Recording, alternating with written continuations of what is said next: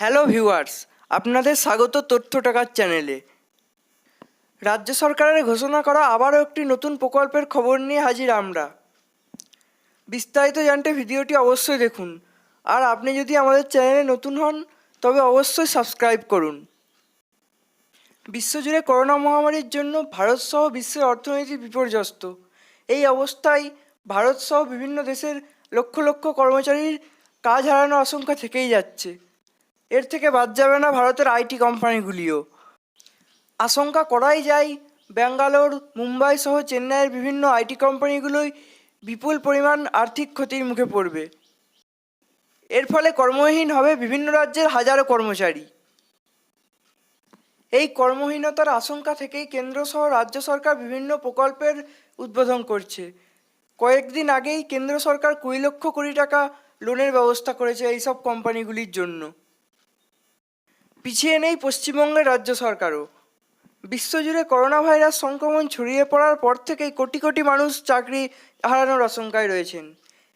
এর পিছনে রয়েছে আর্থিক মন্দা, কলকারখানা এবং বিভিন্ন সংস্থানের জায়গাগুলির দীর্ঘদিন ধরে লকডাউনের কারণে বন্ধ থাকা।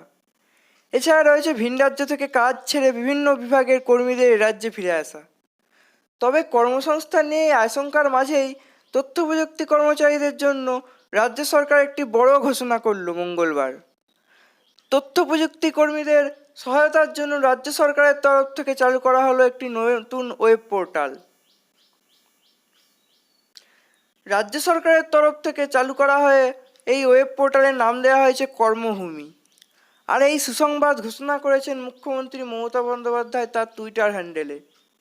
তিনি জানিয়েছেন, কোভিড-19-এর কারণে তথ্য প্রযুক্তির সাথে যুক্ত কর্মীদের জন্য একটি নতুন ওয়েব পোর্টাল চালু করা হয়েছে। তথ্য প্রযুক্তির সাথে যুক্ত যে সকল কর্মচারী চাকরি খুঁজছেন এবং বদলাতে চাইছেন তারা এই ওয়েব পোর্টালে আবেদন করতে পারেন। দেখে নিন মমতা ব্যানার্জির টুইটটি। On behalf of West Bengal government we launched Karmabhumi, web portal for IT professionals, returns and looking for job exchange due to COVID-19.